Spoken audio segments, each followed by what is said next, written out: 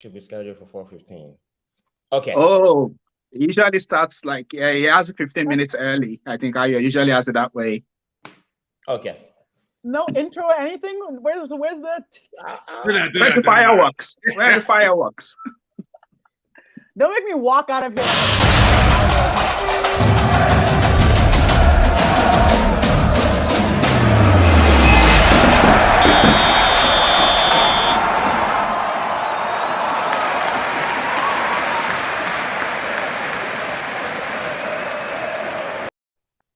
I figured out the intro thing as soon as Linger started talking. I was gonna walk out. I was gonna walk right out. Tantrum. That intro is fire. I don't know who made it. It is fire. So good. Fire.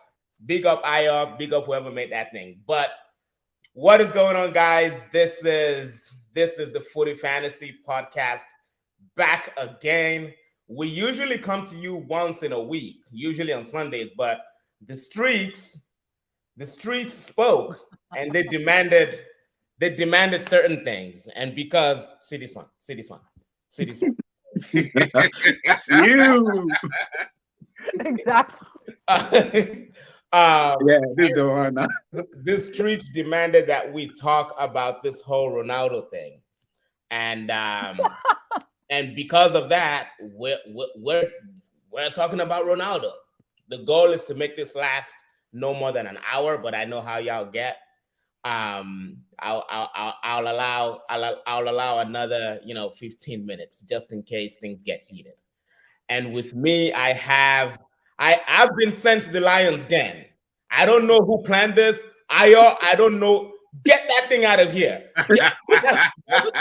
Lights in the back. Turn that TV off. I don't know what possessed you to put me with 3 Liverpool fans, but I don't appreciate this. I do not appreciate this.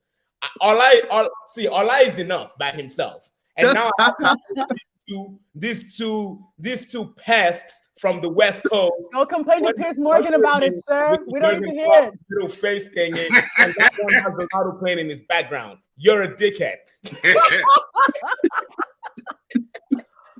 See you. Exactly. But anyway, guys, Ola, thank you for joining us. What's going on, bro? Cool. Not bad. I feel like this is the best way to just go into a World Cup with so much drama. Let's just have the drama, man. I'm here for the drama. Especially since the World Cup itself is already full of drama. Honestly. So why don't we Exactly. Yeah. Linger, Scout's Queen, what's going on? What's up? I'm good. Actually, this morning I decided to listen to the whole 90-minute thing. I have so many thoughts. Yeah. But I'm good. It's nice and sunny here in California. I cried for about 5 days when Mane got injured and isn't going to play in the World Cup. But it's okay. We're still going to win it, guys. Don't worry. West Africa. But, ooh. I don't know about all that, but yeah, big up to you. Bola DJ Kaviesi, what's going on? Yeah, bro? man. How you doing? Yeah, your boy is good, man. Your boy is good. Good. Okay, let's dive in. Okay. What I've done is I've picked out certain important parts of that interview that I just want us to talk about. And I just how much time is allocated for us to laugh at you guys? Just checking. Like, can we laugh for 10 minutes 80%. altogether? Or do there's no backing him up. There's no mercy. And from I think This is the Thunderdome. Here we go. Said Sarah, I'm working else I'll be there to back you up. Yeah. I need some backup with these three over here. Yeah, you can listen. You've been laughing at us, and with nothing has stopped you from laughing at us. So I'm not even gonna give any time allocation. Okay, great. You can just sit here and laugh the whole hour if you want. Don't tell me. I've brought out like a few important topics, and I want to start with what everybody feels about, I guess, the delivery of the interview. Piers Morgan is a journalist. He calls himself a journalist, and I've seen journalists interview people that sounded like a conversation between two friends. And one friend is like bigging up the other one, and the other one is like, yeah. I like everything you're saying. Pretty much, Piers Morgan was feeding him. That's what I thought. Linger, what do you think about the mode of delivery, the way Piers Morgan conducted that interview? So Piers Morgan is a piece of shit. First of all, just as like foundation level. I don't know about friends, like the kind of friends where one is fully deriding the other person. I would say Piers Morgan did not. It was like softballs, questions that started with, "You're so amazing. How are you so amazing? How do you handle being so amazing?" And no one else understands. Like, if Ronaldo had to do this kind of interview, and I have a lot of feelings about whether or not he should have, but sure, he has to do this kind of interview. Gary Lineker, thoughtful, intelligent, could ask good questions. Like, Ronaldo went to the easiest possible source, to one of his biggest fans, to conduct this interview. Yeah. I mean, you all know how Liverpool fans, how a lot of the north of England or just England feel about the Sun. So that was extremely slimy to me. So again, like, if he has to do this interview with this particular person, with this to have come out in this newspaper, it just leaves a sour taste in the mouth even before you get to some of the things Cristiano Ronaldo said. Yeah, Piers Morgan is just terrible. Is terrible. In my line of work, there's something called forum shopping, right? Where you pretty much pick where you want to file a case and with which judge you want to file a case. Because, you're gonna get that favorable result, right? That is exactly what Cristiano did, in my opinion. He forum shopped. There is no way he's getting those kind of softball questions, talking to Gary Lineker, talking to even Guillaume Balaguer, or Gary Neville, or any of these people that we see on TV. Ola, do you think, from a Liverpool fan's perspective, have you seen this happen with any ex-Liverpool player or current Liverpool player? Well, the thing is, first of all, I subscribe to the notion that Piers Morgan is a piece of shit. So maybe I'm going to be a bit biased that way, and I'll answer your question shortly. But the Piers Morgan thing is the hypocrisy, because people put up an article from years ago where Piers Morgan was saying Ronaldo is a crybaby. Yeah. So all of a sudden, Ronaldo is not a crybaby anymore. Now you're interviewing him and giving him softballs. Yeah, all up in his face, like licking his face, like, oh, you're the best thing ever. So, but back then you were saying he is a crybaby. So that's Piers Morgan for you. I wouldn't have thought he would go to Piers Morgan, but there's clearly some rapport between them. They might not be friends, but he probably thought Piers Morgan was the best choice. Piers Morgan thinks they're friends. You can tell. Yeah, he probably thinks they're friends, but Ronaldo does not think they're friends. No. That the same way Piers Morgan thought he was friends with Meghan Markle. Here we go. Exactly. Here we go again. So that's Piers Morgan for you. So I'm not going to keep slandering Piers Morgan. We all know what he is. So it's not his fault that Ronaldo said, I want to have this interview. So in answer to your question, yes, there have been Liverpool players who have done similar, not to this level. I remember Raheem Sterling gave an interview to BBC when he was trying to force his way out of Liverpool. Okay. Yeah, not this bad, but he did. Was it BBC? He gave an interview to some media outlet, a big one. Like, look, basically, I want to leave, all this stuff. So eventually, Liverpool let him go for 50 million. Luis Suarez gave an interview similar to this, not as bad, but he was saying that Brendan Rodgers broke a promise to him that if a Champions League team, unfortunately the Champions League team was Arsenal, that if a Champions League team came in for him, that Brendan Rodgers had promised that Suarez could go. And was that when Arsenal bid 40 plus £1 million? £1. Okay. 40 plus 1, 40 million plus 1. But look at the disrespect. So, in answer to your question, I can certainly remember that this is in the recent past. Liverpool players who have done similar. And Suarez one was even worse. He went on strike. Like, Rodgers had to just sit him out for a few weeks and okay, just train away for now. We're not going to sell you to Arsenal. It wasn't even Rodgers. It was even the Liverpool owner who just tweeted, what are they smoking at the Emirates? What are you guys thinking? We're not selling Suarez to you, not even for 40 million and £1. What are you guys about? So we punished him for that, but then we let him back in the team. But the difference with Suarez was when Suarez got back in the team. He left it all out there. It was 100%, 150%. That was his season. He was on fire. He had like 31 goals, 31 goals in 37 games. He was beasting it. So he was a team player. Suarez wanted to force the move, but the move didn't go through, but he became a team player. That's the difference with the Ronaldo situation. Because he wanted to force a move through, it didn't go through, and then he's gone bonkers and ran to Piers Morgan, of all people.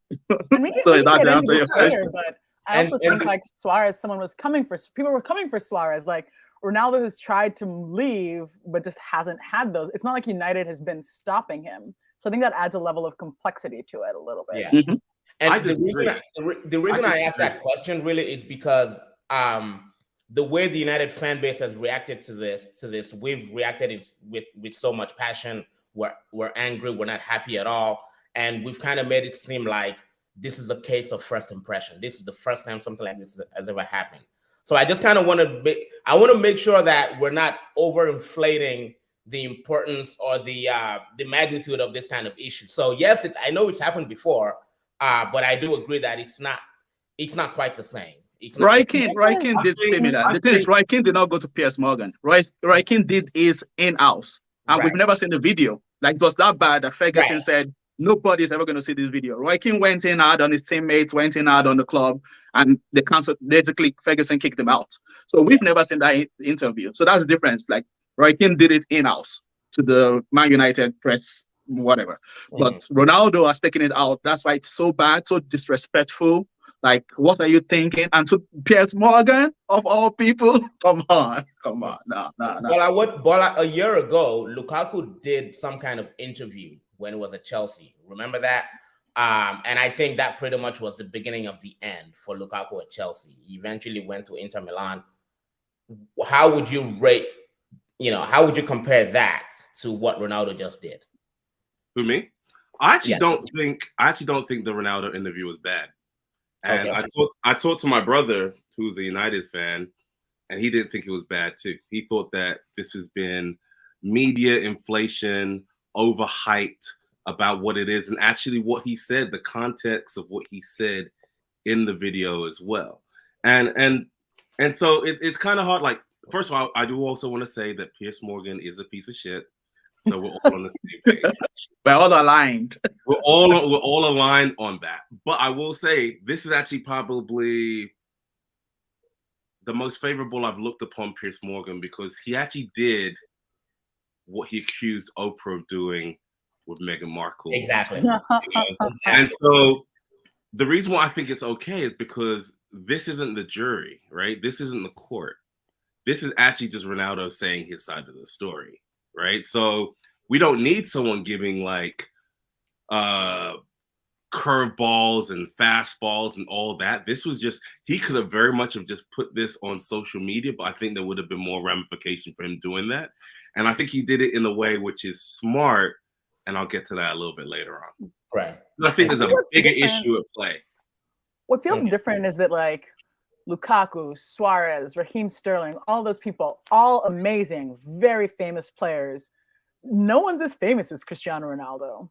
Facts. Really, there's just no football player in history. Like, even if I think Messi's better, but no one's as famous, I would say, as Cristiano Ronaldo.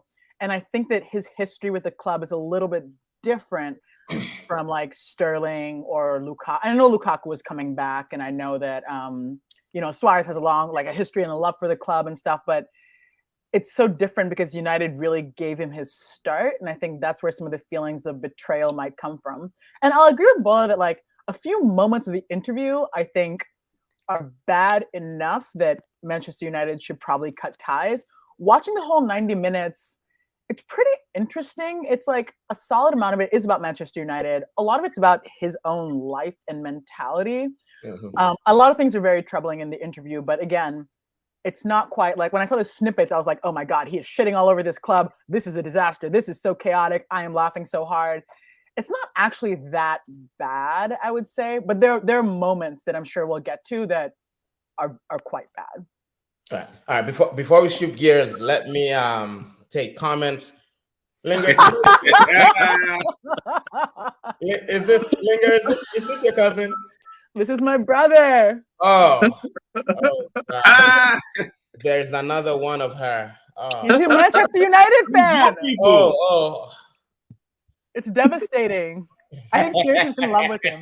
It's true. Well, he's not in love with Piers, though. That's for sure. He was just like, oh my God, yeah, you're so good looking. You're in such good shape. I'm like, take it easy. This man has not a wife, but a partner.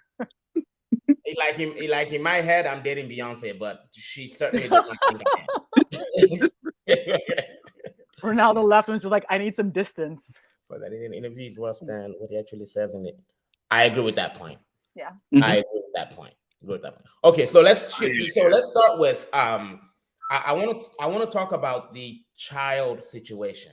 And I also want to talk about that in light of Ronaldo's history at Man United so far. In the first time he was with us, he lost his dad, if you guys remember. Mm-hmm.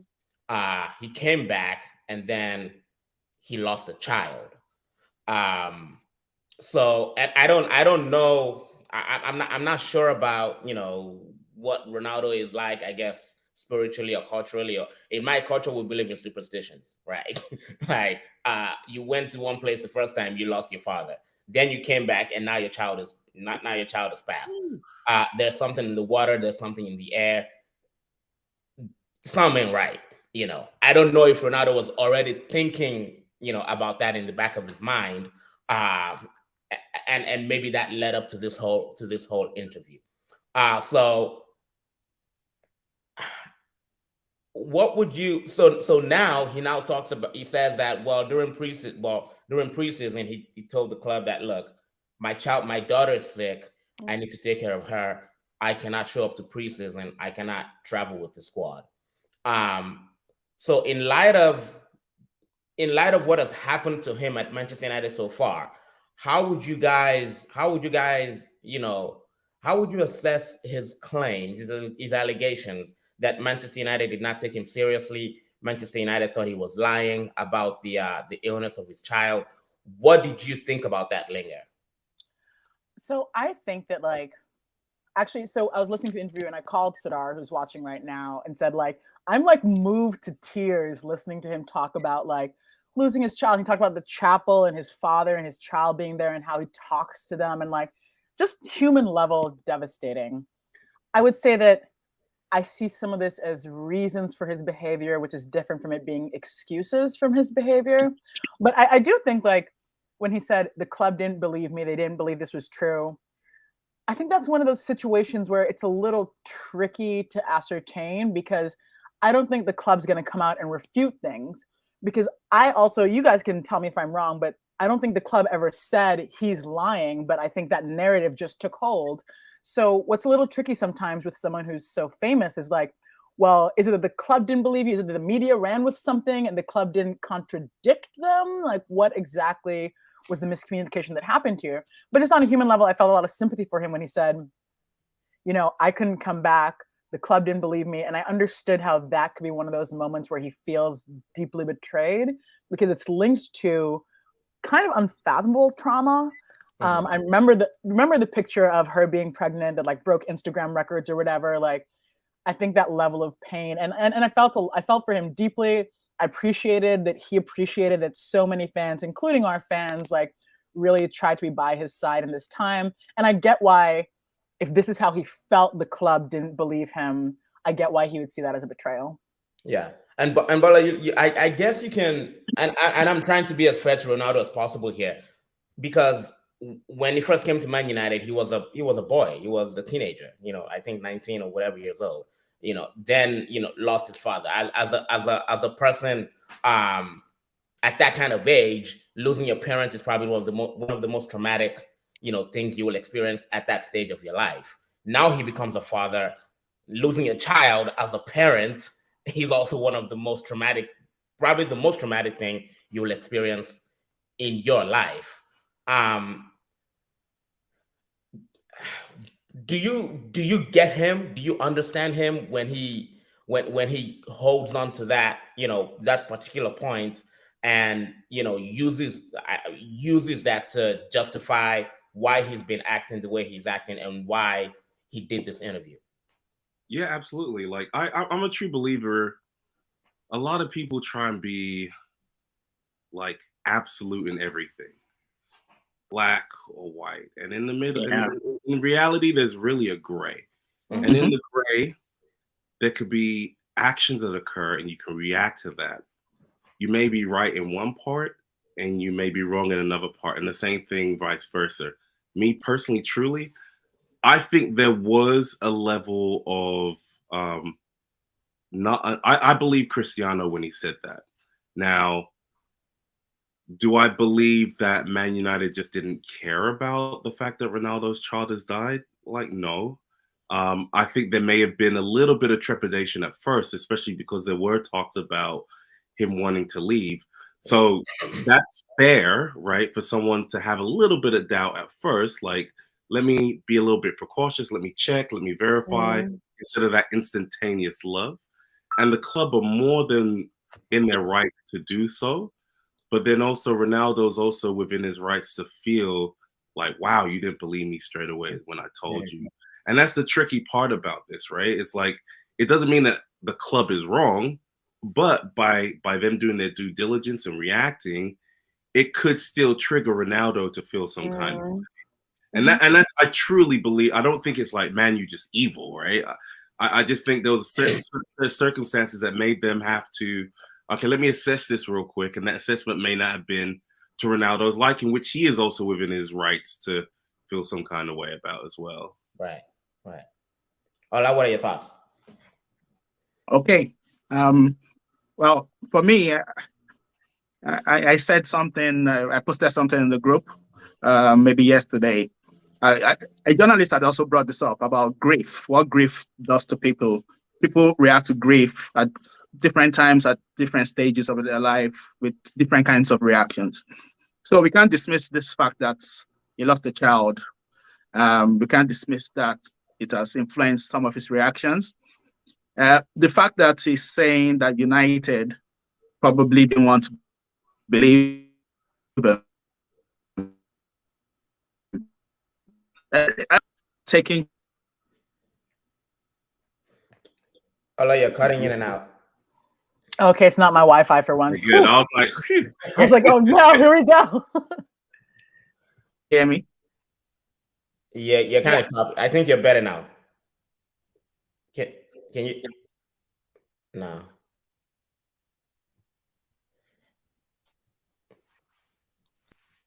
Okay. Yeah, Ola, you can hop off and hop back on. I'll when you come back, I'll add you back to the stream. While we're waiting, we can let me take comments from Sadar. Says it's the program. Here. I think Homelander. It's a child who is using personal info to manipulate people. Is that Aya? Where are you? Yeah. I have thoughts on. I still have thoughts on this whole on the child issue too. How do y'all feel about Ten Hag saying he wouldn't respect Ronaldo by putting him in for 30 minutes against City, yet he wanted to put Sadar? We're going to talk about that. That's actually the next. That's actually the next topic we're going to talk about. Oh, here's Dada. What's going on, bro? Hey, what's going on? Oh my guys? God, bestie, Sorry. we're finally on the same pod. Yay! I mean, Ola is still not back yet. I'm excited. Sorry, guys, I won't be able to stay for too long, but you guys are having a fantastic conversation. So initially, I was like 100% anti-Ronaldo, but listening to Lingard and Bola, and just I think we often forget like some of this. I mean, these players are human beings as well, and the impact that going through such an experience can have on them. And I think after his kid died, it was I think it was 3 weeks after or 2 weeks after it was back on the pitch, right? So I mean after the death of the child? Yeah, right. I think it was a week and a bit. A week, yeah. And also too is like we're automatically expecting to perform at a high level after going through such an experience. So yeah, that was an interesting take, but sorry to cut in. Okay, Ola, you were saying something before. Yeah, I'll just really wrap up my point. Sorry, my connection went off there. For me, I was just thinking maybe United could have taken charge of that story a bit better during the summer, because the straight conclusion everybody went off with was, oh, Ronaldo is not showing up for training because he wants to leave, he wants to force the move. Nobody knew at that point his daughter was like, I don't think anybody knew his daughter was ill at that point. So I thought maybe United could have handled that better. But there was something I wrote, because I know a journalist had brought this up, that grief affects people in different ways. Mm-hmm. But I just feel Ronaldo has always been egocentric. And I think he would have done this anyway. I don't think what happened to his daughter is what has pushed him to do this. I think he wanted to force his way out anyway. Mm-hmm. The death of his daughter might have affected his form, but I don't think it would have influenced or stopped him from doing what he's done this week or last week. I don't think it would have stopped him. So that's why I understand that grief plays an important point, but I just think Ronaldo always had this in him. This is him. Yeah. This is Ronaldo. He's always been this way. He likes drama. He likes causing chaos. And people shouldn't be. I was not surprised, to be honest. I was not surprised he went this far, to be honest. I was not surprised. So I won't blame Man United for the way they handled it. Maybe he wanted it to be kept private. Maybe, because nobody really knew about all these things until now. That, the club didn't believe him. Nobody knew these things. Yeah. And so maybe he was the one that even asked for them to keep it private. Who knows? Yeah, and on my end, I think I almost agree with Ayo's comments that he is almost using the whole daughter situation in a negative way, and this is why. When his child passed last season, Richard Arnold, our chief executive officer, told him, look, take as much time as you need. Like, literally just take all the time you need, come back whenever you're ready. And in Ronaldo's interview, he did talk about, highly placed people at the club doubting him, not believing him, about his daughter. Who are those people? Because clearly it's not Richard Arnold. Because how is it possible that this person who told you to take as much time as you need suddenly doesn't care about your personal life or what's going on in your family, especially the illness of your daughter? How is the club that has been so understanding of his family situation suddenly so callous and so wicked, not caring? But that's not. I don't think that's true. Now, additionally, if had the whole I want to leave, I want to go play Champions League football, had that not been happening, brewing in the background, nobody would have questioned that his daughter was sick. Nobody would have been talking about this, right? And what's even worse, what puts even more doubt in people's minds, is that when Ronaldo finally returned, by the way, the first time Erik ten Hag had any kind of communication with Cristiano was when he came back to Old Trafford with his agent and his whole team of negotiators, right? Trying to negotiate a departure from the club. So that adds even more doubt. That adds even more, what are you talking about? Because when you eventually come back, you came back with George Mendes. You came back with your entire agency team to negotiate a departure from the club. Now, that is not to say that his daughter was not sick. Of course, I mean, we believe that, but then I think they're two separate issues. I think they're completely separate issues. If his daughter was not sick, had his son not passed, had all these tragedies not befallen him, I think he would still have wanted to leave the club, because he wasn't that anyway. Like Ola just said. Let me take some comments. They've been flying in. But Oga Kwame, do you think I agree with that statement, right? But where we differ, so I do believe that the daughter situation was a factor for him. But I do also agree that he probably would have been pushing for a move anyway. Mm-hmm. But in order for us to get from that point to where we are today, where things have blown up, so do you think that really matters? Like, I think it may have been a simpler fix if the daughter did die and the team didn't react a certain way. And then also the fact, like I said before, the fact that that Man United did know that that Ronaldo was pushing for a move. You don't think that could have maybe also influenced whether they believe them, management to be a little bit leery, and that also further trigger Ronaldo? Like, I think all of these things are plausible, and I think we get into a bad situation when we try and focus on blame so much, as opposed to try and really, okay, so what happened here? How could this person potentially feel by these outcomes? So where we are right now, I don't think it's like Manu is wrong or Ronaldo is wrong. I think there was a set of circumstances that happened. I think people are missing each other with their communication, and it just magnified into something bigger than what it could have been if there was someone level-headed to bring everyone together and pull the pieces together. But the thing is, his communication was clear. Ronaldo's communication has been clear. He wanted out. He wanted out of United. That's clear communication. He has been pushing for this. So that's why we're saying, well, myself and Jola, basically, I don't think this losing the child or the daughter being sick escalated anything, because Ronaldo was going to push for this anyway. He wanted out. My guy didn't want to play Europa League football, man. He doesn't want to play Thursday night football. He's scared of Messi. 2 goals against Who wants to play Thursday night Yeah. football? He's scared of Messi catching up with him. Messi is closing up on his Champions League goals. My guy wants to play Champions League. He wanted out. His communication was clear. But isn't that what he signed up for? Like it's crazy how in football we don't apply the same logic for other jobs, right? Like, I can't imagine myself. I'm working for a company and I have a 4-year contract and we had a bad year, and I go to my CEO like, hey, I want to leave right now and I don't want you to honor the contract. Like, it's unacceptable in any other job, but in football we give them a lot of leeway. Why? And also too, like, yeah, I agree with everything going on in his personal life, but that interview was unauthorized, right?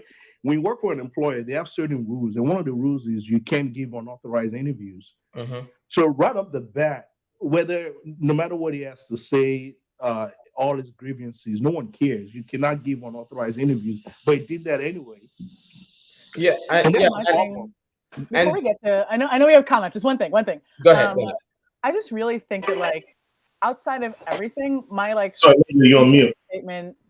thesis statement here is that Cristiano Ronaldo has no sense of accountability.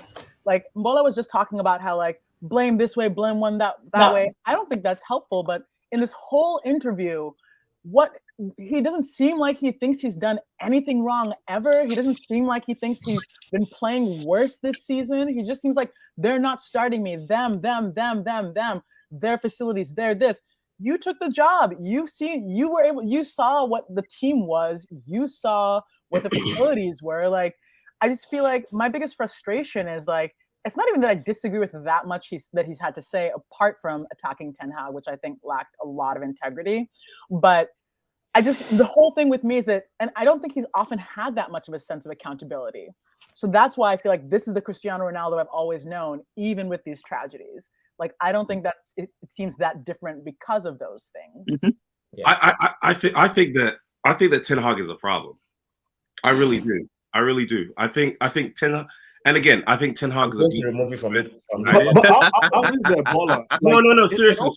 But I think I'm going to remove you from this podcast if you tell me my coach is a problem. No, seriously. Like, seriously. Like, I think Ten Hag is good for Manchester United right now, but I think they handled the situation completely wrong. Ten Hag did not want Ronaldo. Okay, and then when we're talking earlier, we're comparing when he wanted to leave over the summer versus him wanting to leave now during the winter break. A lot has transpired, which I know is going to be in your line of questioning regarding his form and so on and so forth. So I'll save those points, right? But they didn't want him, and they made it sound like they did want him. Mm-hmm. And I'll say a little bit. I think this issue is more about whether Manchester United is going to pay that $15 million. More than anything. So when he says, like, they didn't want me, they want to kick me out, they wanted to leave so they don't have to pay that. And I think Ronaldo is fighting for his money. That's why I think the big issue is in this situation. And that's why I think some people are a little bit confused when they talk about, well, how can you say they're trying to kick me out, but I want to leave at the same time? It's the money. It always has been the money. You know.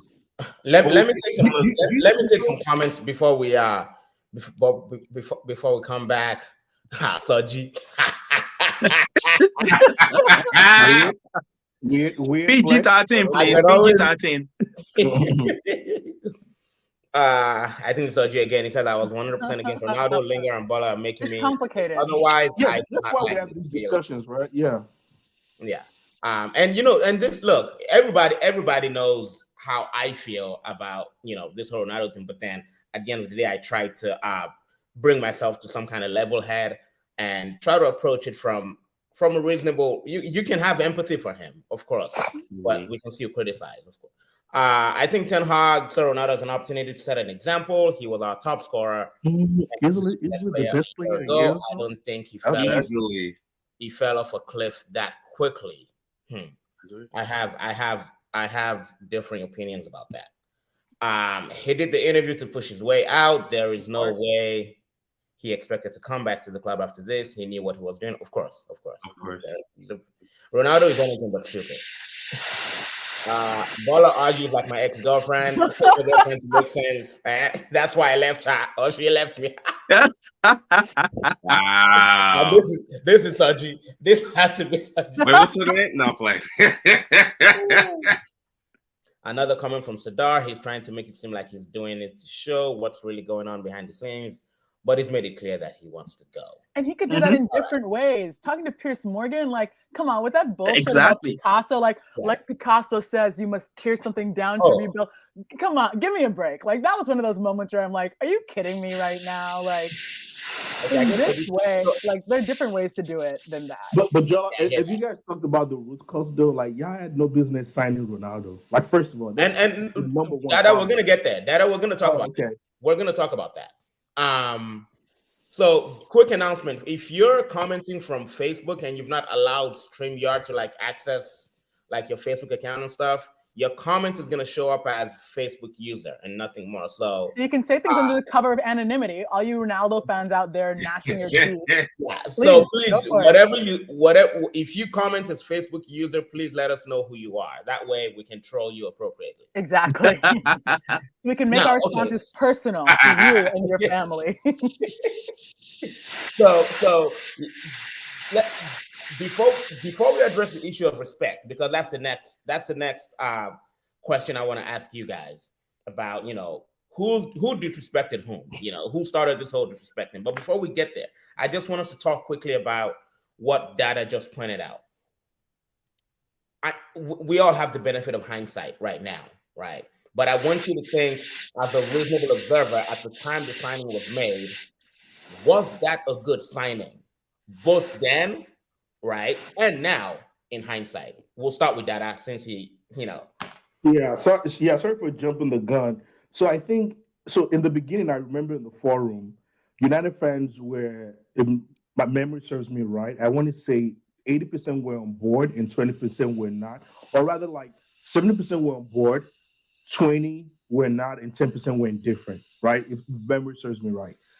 One of my friend Ayo, which we all know, it was one of like the champion of anti-Ronaldo. Yeah. This is a bad idea. Don't do it. And there were some friends who were like, oh, this is not going to be a good idea. It's not going to be a good idea. Let's see how it plays out. But I think the primary reason why United signed Ronaldo is because United has an organizational problem. Ever since Fergie left, there's been an identity issue at United, right? It's kind of like you guys don't know who are we anymore. So there's the identity crisis. So I think the reason why you signed Ronaldo was to try and buy some goodwill with the fans. It's like, okay, we're having bad performances. We don't know where we're as an organization. They don't like the Glazers. But let's bring Ronaldo back because Ronaldo is a symbol of a previous era of United. So it's kind of like, let's bring Ronaldo back to kind of buy some goodwill with the fans so that way they could think back of the good old Ronaldo days. It was the same mistake you guys did with Ole.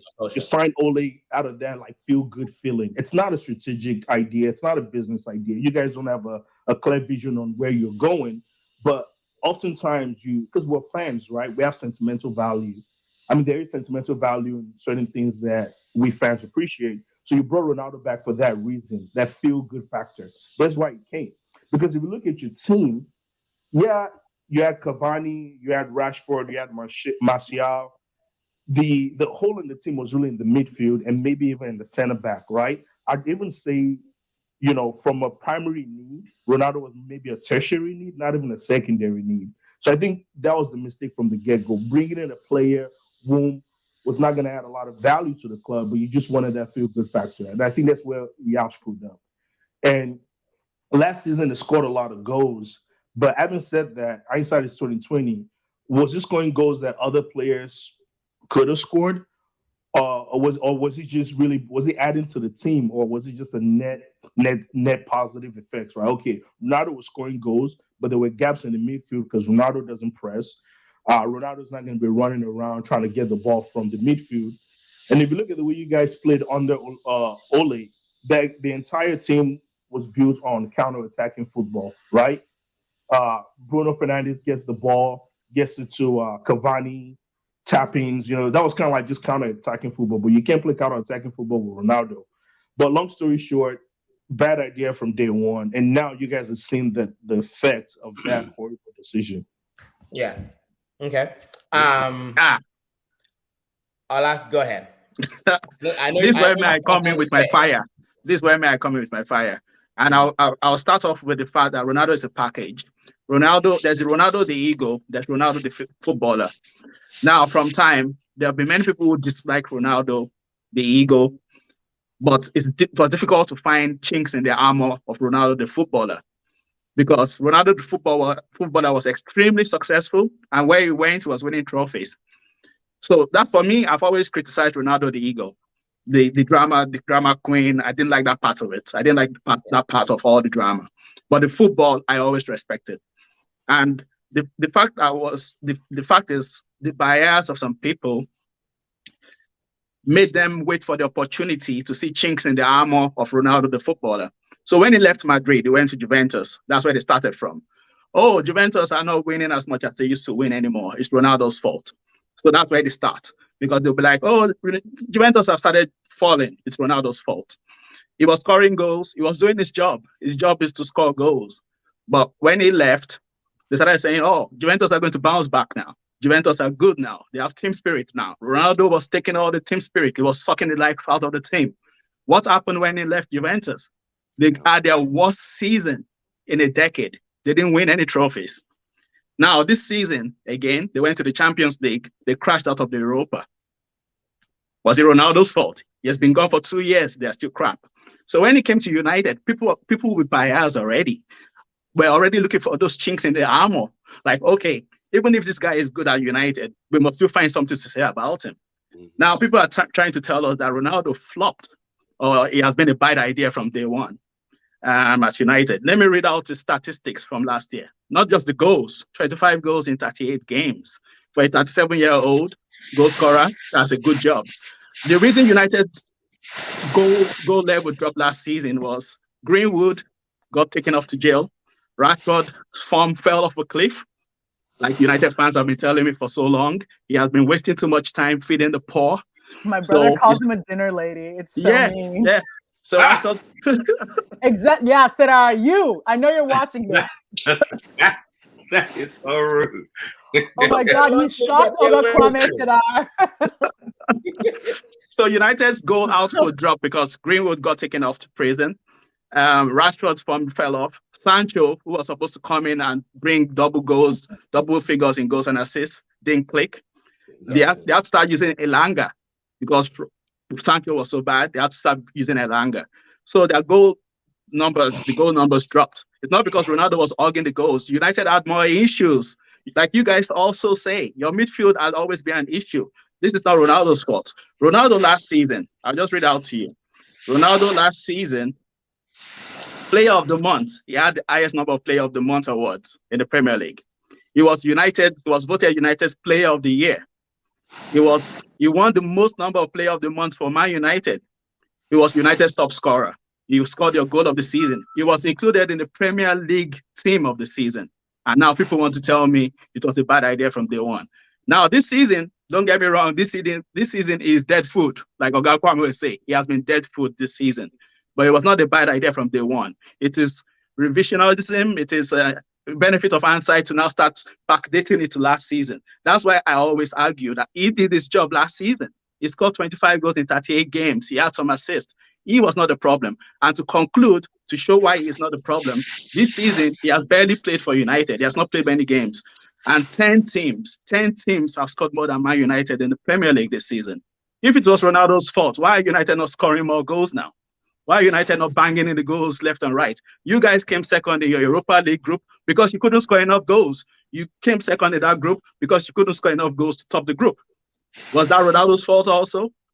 He didn't play all the games, did he? So that's why I have the issue. People backdating and trying to look for the chinks in the armor and blaming, even when he did his job. Now, this season, I accept the criticism is 100% guaranteed. He has flopped this season.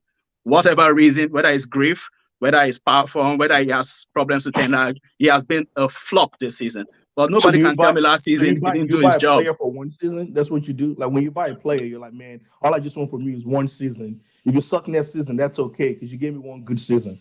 They didn't buy. They had a two-year contract. That's why he had a 2-year contract. So if you have a 2-year contract and you amortize your value over 2 years, if you do good 1 year and the next year you're not scoring goals and you're blasting me on Piers Morgan, I should just be like, hey, you know what? No. The Piers Morgan thing is different. I criticize that. He's wrong for doing what he did. I criticize that. At the end of the day, if you look at the total output of a player.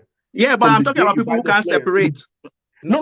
All I'm saying I'm talking about people who can't separate the goals from the ego and the character. No, but those two things aren't the same. I think Ola is just responding to the question because the question was it a bad buy from day one? Like, what at the time the deal was made, at the time we brought him back, was it a bad decision?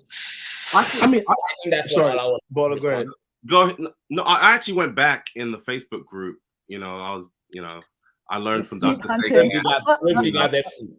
I learned from Dr. Saycat. So I was just picking up to see what people were saying when we're out. Dude, everyone was buzzing. Even like non like Man United fans were like, "Fuck, okay, Man, you're gonna win the league now, right? Because you came second the year before. You adding, it was all over the forum. You can go back and you can check, right? And so he performed. He had an amazing season the year before. He came just behind Salah and Son. He was ahead of our beloved Harry Kane, right? Harry Kane? Who is your beloved Harry Kane? That the English media portrays as being the best thing since sliced bread, right? So he scored more than him. And so I thought that it was a good buy, but in hindsight, especially with the new coach, we knew it wasn't going to work because the new coach doesn't play the same type of football that you need to play to utilize the best out of Cristiano Ronaldo. And we all knew that. Everyone knew that. Even looking at this season, you can't really expect Ronaldo to have the same output when he's only started 3 games. It reminds me, and the reason why I'm so in on this is because I'm going to make it about Liverpool right now. When people are talking about Darwin Núñez, and people were like, oh, Darwin Núñez, he's a flop. He's had X number of games and blah, blah, blah. He's been playing 15 minutes. When you actually look at the amount of time he's actually on the field and the amount of goals he scored for that time, it tells a completely different story. So yeah, if we're going to count appearances, yes, in 15 games, Ronaldo's only appeared. But looking at the minutes, coming on for 6 minutes, coming on for 15 minutes, coming on for 10 minutes, that's not how you treat your top striker from the year before, who is also on the. Here's where we get into entitlement, though, because is Ronaldo entitled to that's not how you treat. I feel like this is getting us into, maybe we'll talk about the question of respect later, because I just feel like he thinks that being Cristiano Ronaldo means that he has to. I mean, I agree with you, Bola, that that's why his stats are worse. He's playing fewer minutes, but that gets us to what feels like the heart of this problem, which is is that in itself disrespectful to him? Does that justify what he's gone to do? And my answer is no, he's just a player for a team. And that's where we get into Sir Alex Ferguson saying no player is bigger than the manager. Right. And how it comes in, he's a serious, no-nonsense man. He's not Ole, he's not Ralph Ragnick, who's kind of lost, I think. But I'm not disagreeing with you, but I just feel like Yeah. that's getting us to the heart of the matter. Is he supposed to get more playing time as a 37-year-old based on last season? And I guess my answer is no. So Ronaldo can also complain about me to Piers Morgan. let me take comments. I think it's a linguistic. I think there's a linguistic thing there, right? And maybe I'm gonna blame like my Nigerian background, and maybe that's why I actually like these hard-headed Portuguese people, right? Like Mourinho. Shout out to our boy Ayo, right? But I think my language could have been a little different, right? So when I said like deserves to play, I wasn't coming from the perspective of he's Ronaldo, so he's entitled to play, right? I was coming from the perspective that I think he's Man United's best striker. And I think that he should be playing, not because of what he's done in the past, because of he's the only critical. If you put Ronaldo on the field, he's the one guy for Man United strikers that I'm like, oh shit, we got to watch out for this guy. You saw the goal he scored like last week against West Ham or something. That was a strike. I don't know about that. I don't trust. Not this season. Not this season. Guys, let me take comments real quick. You know what's crazy about being? I hate this job of being a moderator because it seems really hard. I cannot go rogue as I want to because you might know. All right, Sadar, come on, guys. Let's be honest here. When Ronaldo came back, everybody was buzzing.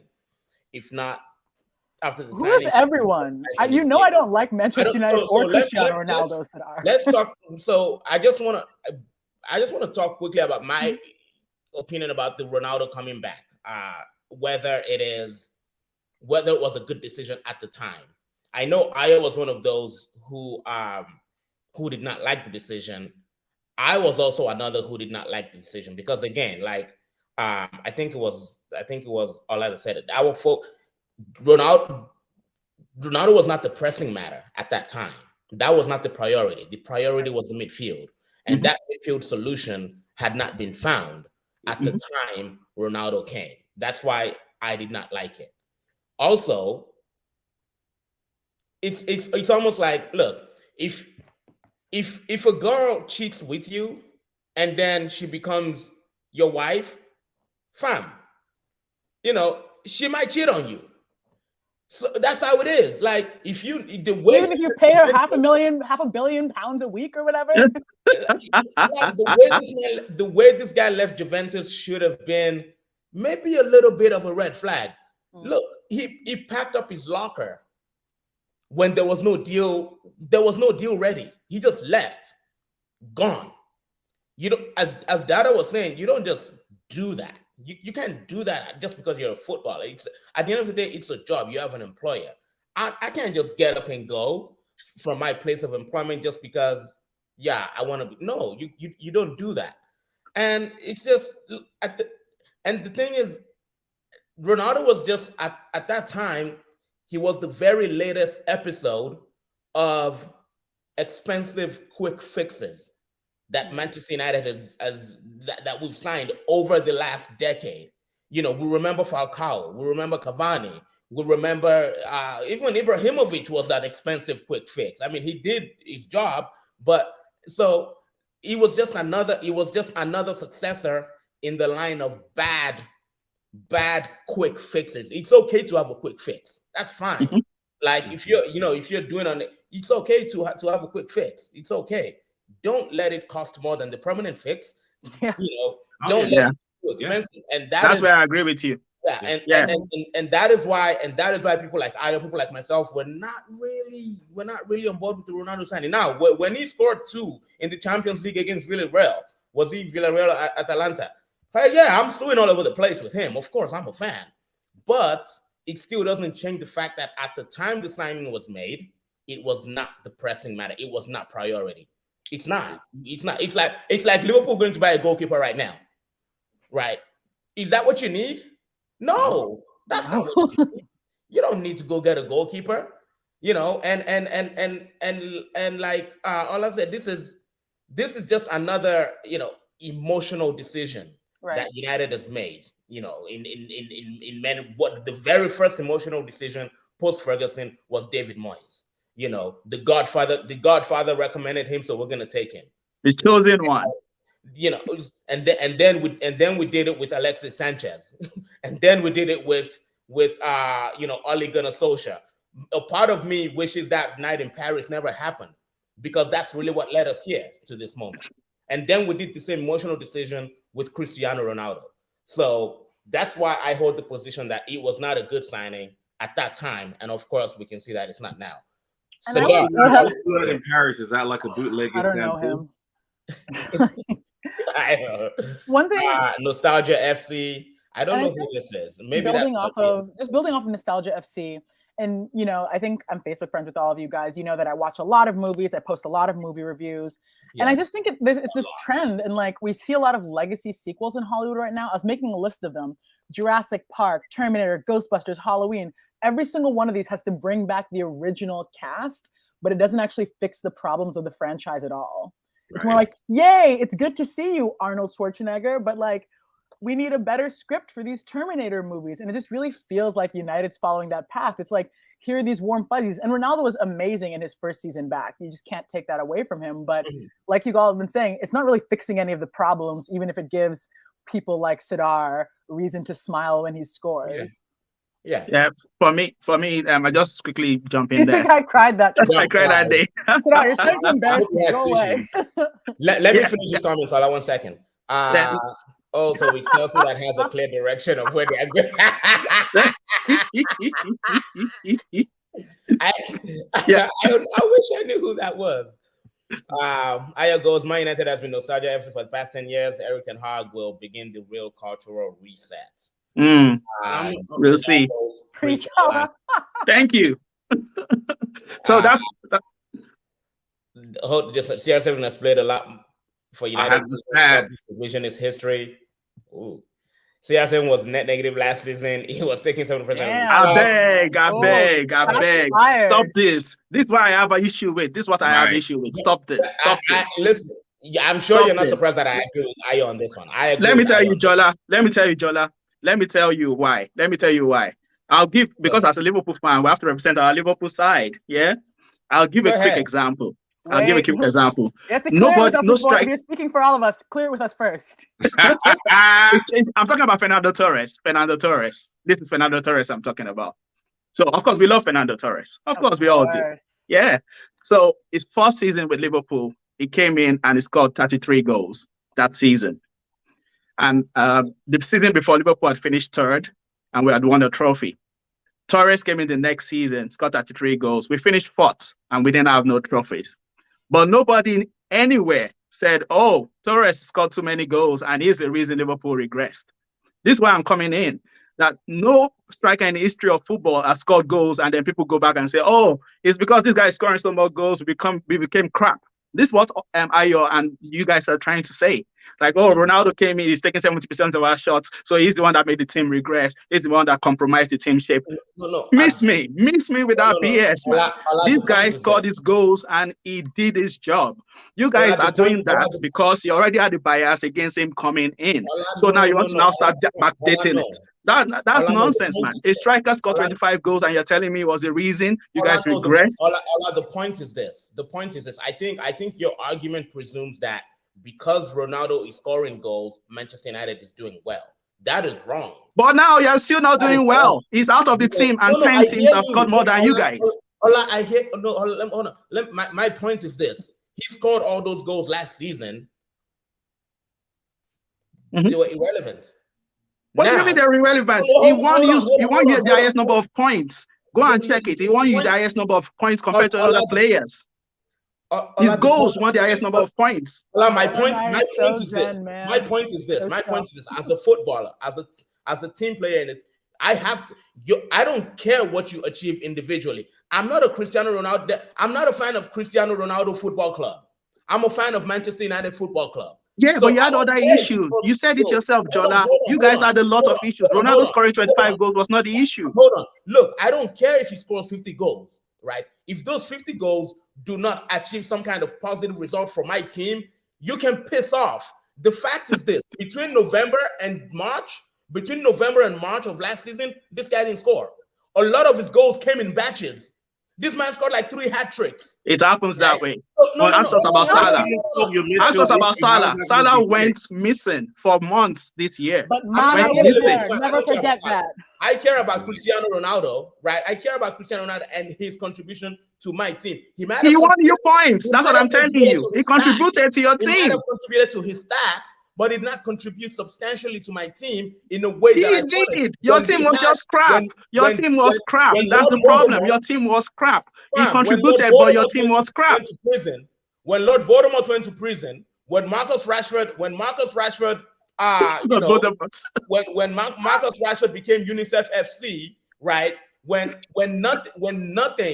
goals were not coming at all from other sources at Manchester United, Ronaldo went silent in terms of goal scoring. Because your team was crap. Your midfield was not creating anything. Pick up the pace again around the end of February, Your team was crap. Your team was crap. That's the bottom line. Your team was crap. I hear you, my team is crap, but Ronaldo does not make it better. That's my point. Indeed, last season he did his job. You would have been number 10 in the league. Easily. Fine, I don't made it into Europa.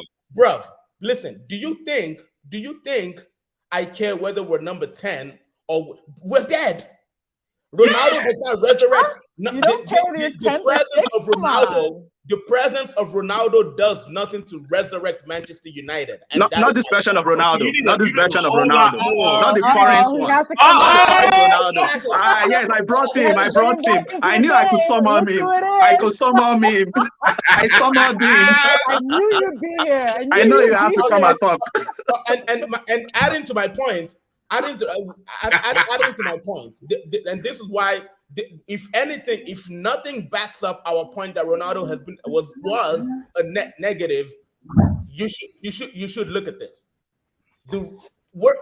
We've been vindicated because now that we actually have a coach, scoring less goals. You're scoring fewer goals than last season. Now that we actually have a coach that cares about team balance. Now that we actually have a coach that cares about team balance, right, and the whole team being strong in all departments, guess what? Ronaldo cannot thrive in that team. See, your team is different. There are 2 arguments, Jola. There are 2 arguments. There are 2 different arguments. In a team where Ole Gunnar Solskjaer relied on individual brilliance and yes, that's why you cannot thrive in this team. When a good coach came, and this coach required every single department of the team to be good, Ronaldo could not thrive. And that's why he's dead food. Jola, that's why I agree with you. He's dead food this season because your team structure is different now. First of all, you tackled your midfield issues this season. You brought in Eriksen, you brought in Casemiro. Your team is better structured this season. And you have a coach who has sense this season. And that's why Ronaldo cannot fit in this season. And that's why he's dead food. And that's why you should, in fact, when Bola was saying he blamed Ten Hag a bit. Actually, I do blame him a bit. The first time Ronaldo left the stadium against Spurs, I said categorically, Ronaldo should not have played for your team again. Even you guys were saying it. And then two games later, he gave Ronaldo the armband. Captain armband. Why? What's that all about? He should never have played again. Immediately he left that stadium against Spurs. That was the end of it. He should not have played again. Not only did he play, he gave him the captain band.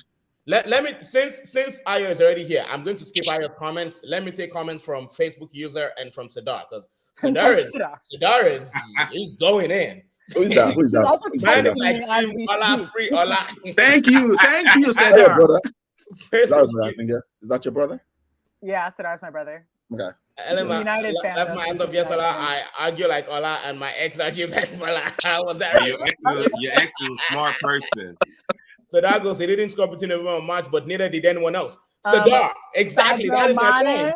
That is my point. If you and your friends are going to argue that Ronaldo has been a positive and that he contributes to the team in a positive way, it was positive last season, not this season. He should fill that gap. When other players refuse to score, because your team was crap. What's so hard to understand? Ronaldo should have been doing the scoring, and he wasn't. But Argat, this is my point on the whole Ronaldo thing. Ronaldo is not a good fit for your team right now. Exactly. Okay? The way Erik Ten Hag is playing right now. And we all knew that was going to happen. We all knew it was going to happen. Ronaldo needs to play in a different style of football to thrive, and that's why. What style is that, though? I'm curious. That's why I say part of the problem is it's not about someone was wrong and someone's right. They didn't handle him right. They should have let him go in the summer, and this wouldn't have been a problem in the first place. But nobody wanted him. Nobody wanted him when he said that he had a functional use for Ronaldo. We can all see that Ronaldo. Let me answer that question. But hold on. Ten Hag is better for Man United. I acknowledge that Ten Hag is better for Man United. We think he's going to be better than Ole Gunnar Solskjaer. You guys are moving in the right direction. I agree with you on that point, but that's got nothing to do with the fact that you have this guy right here who is quality, who's asked to leave, and you didn't let him leave in the summer. And they lied and said that he has a plan for him when you did not. Yeah, DJ Kabiesi, yeah, let me respond to that. I agree with you. I agree with you on that. Remember that summer? The summer when Ten Hag kept saying, Ronaldo is part of my plans. Ronaldo is part of my plans. That was the institution talking. I agree. Ten Hag had to bow to the institution at Manchester United. I agree. Now, so when we talk about Ten Hag has to take some part of the blame, with all due respect, fuck no. No. So my question. But why did he give him the captain ban after Ronaldo left the stadium? That's my problem. That's my issue with the only issue I have with Ten Hag. Why did he give him the captain ban after Ronaldo left, and then 2 games later you're giving? I want to know. Please answer me. I don't understand it. I'm gonna let you speak, even though you're an uninvited. You're uninvited. But we're gonna let you. What are you doing here, man? I have 10 minutes. Just 10 minutes. Yeah, okay. So let me first make it clear, right? I have zero interest. Just like I said, in discussing this man-child, zero interest, right? I jumped on specifically to explain some things about my thoughts about the fact why buying Ronaldo from the jump. Dada knows this. He knows very well. You know it. Oga Kwame, we have talked about the tactical thing. I want to explain this to people, especially Ola, about this. I want to explain some things. You've explained to me before, please. And I don't agree with it. So don't explain to me again. Explain to the other guys. I don't agree with it. So explain it to the other guys. I'm not going to respond to what you're going to argue about because I don't agree with it fundamentally. I don't agree with it. In sports, especially recruitment, is a puzzle. You do not look at teams and say add X to this, or because Ronaldo scored 20-something goals to this. All of us, so we've seen it so many times not work, so many times, and there's a reason why. Number one. Number two, when I said I put in the comments 70% of the shots away from the team. You can do that if you have Fernando Torres. Use Torres' example. That's apples and oranges. You know why? Torres was at his peak of his powers. He was 23. He could create shots for himself very quickly. Shot creation is one of the most important ability for strikers. Ronaldo has lost his shot creation. He needs to create shots in space. Ronaldo used to be able to create shots very quickly in like 3 to 5 seconds. It's gone. Once there's closed space, Ronaldo cannot do that. And that's so important in how forward lines move and make them fluid. It's very, very, very critical. Liverpool, Bayern, all these big clubs that turn, they are not dumb. There's a reason why. They pay attention to the underlying stats for strikers. You buy Ronaldo, you kill your attack when you do that. And that's why it was very dumb to bring Ronaldo to a team that was very fluid. We had other problems. I agree. We came sixth under. Ronaldo is not the only reason. So I don't like when people try to use whataboutery. I just kept saying when we bought him, Dada knows it. I said it clearly. This is not going to work because what gives us our our danger under Ole for last is the fluidity of that front three. When you bring a stationary striker as a second option, he has to be someone that can hold up the ball and link other people to play. Yes. That would have been fine, Ronaldo. He cannot do that. Yeah. That's not his game. Even when at his peak, Ronaldo was never a hold-up player. He started playing football as a 7. Yeah. He was what we call a secondary runner. Benzema was the one doing all of that for him in Real Madrid. He thrives off other people, then he runs in and finishes. He had not been in the peak of his power for a long time. People had seen this thing. That's what I was trying to explain. And I'm saying that. And when he was scoring the goals, he scored, like Oga Kwame said, he scored it in batches, right? And who doesn't score in batches? Which striker scores consistently the whole season? He took away from the forward line. He took away from the forward line because, first of all, one is Ronaldo. Which forward line was there? Which forward line was even there? I don't even understand. Rashford was off form. Sancho was crap. Greenwood was in prison. Which forward line? You talk. Can I finish? Let me finish. So all the forward players, when they see Ronaldo first, because of his stature, they always like force feed the ball to him, even when the pass is not on. That's number one. And number two, he was making a lot of bad decisions the final third. They're amplified now. Why? Because we have a manager who is structure driven and he sees him and takes him out. Right? It's amplified now because one, he has gotten older, and number two, there's a clear plan of how everybody wants to play. And that is the main reason why, even though he scored 20-something goals, he was a very, very big reason that affected that forward line. He was. I lie. Other holes. I will never agree with that. And it's your bias that is speaking. Your bias is what is speaking. Because you didn't want him initially, so you will always find something to nail him with. Okay. That's what's speaking. This season, he has been terrible. It's terrible. It's terrible this season. There are many articles out there that align this problem. Football has become intellectualized. Football is a simple game made difficult by people who want to intellectualize everything. Football is a simple game. A striker is to score goals. Football is a simple game. Don't follow Michael Cox. Don't follow Michael Cox. Too much over detail in football nowadays. Come on. Hold on. Let me say comment.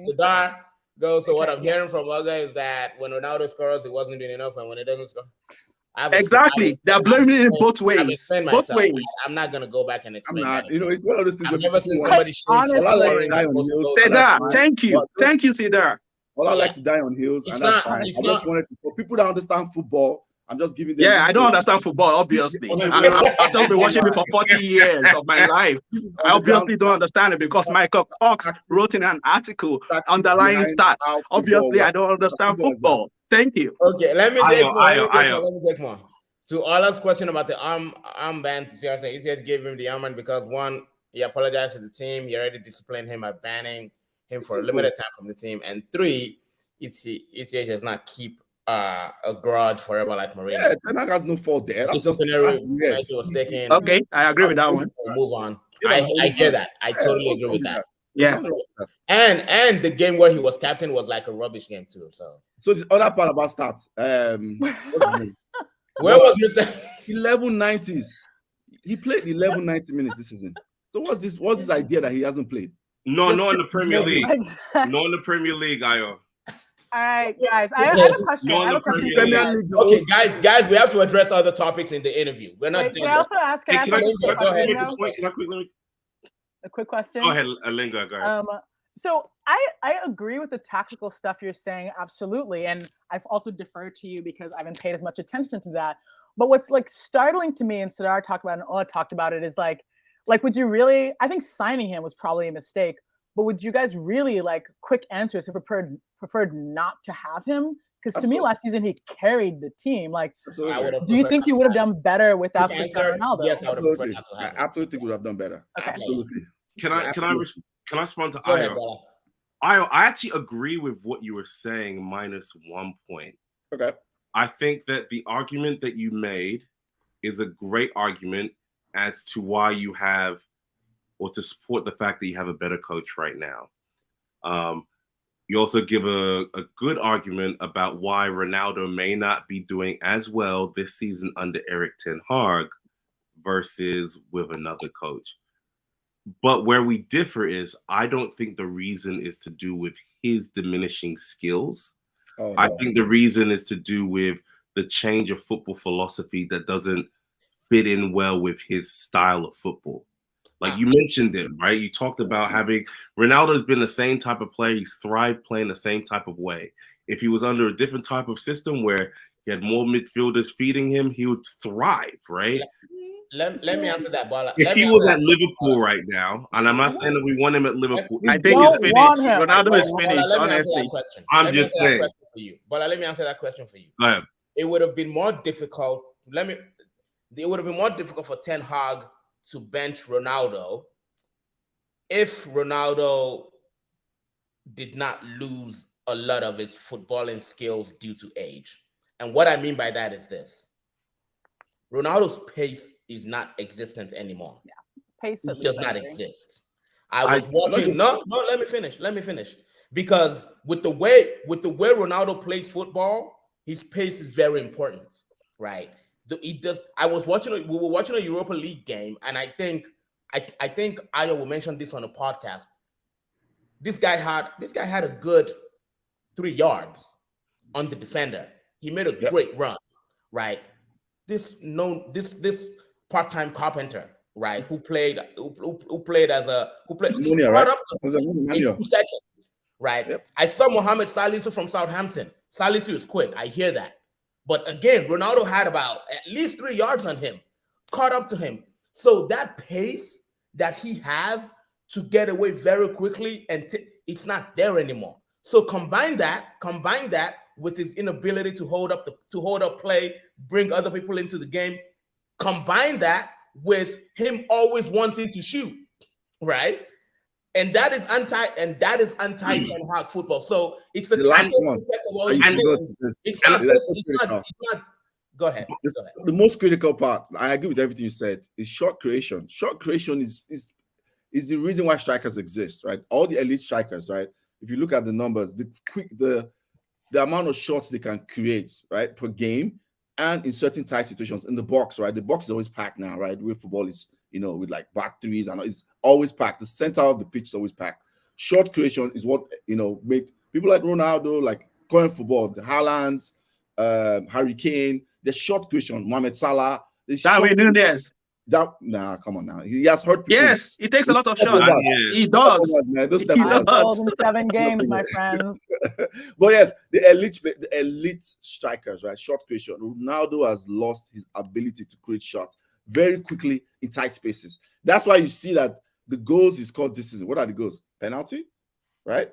The other one was a tap-in after I follow up. The one against Everton, if you see, the kind of goals he can score. Those are where there's a lot of space for him to run, look up, set his body, and shoot. Anytime he has to do it quickly, the ball goes up. But Ayo, that is a function of how your team is being set up. No. That's not to do with that. To Oga Kwame's point, right? I think Oga Kwame supported my what I was saying by saying playing football under Ten Hag. No, it's not that. It has nothing to do with that. That's a Ronaldo thing, right? No. I can't. His pace has diminished since last season.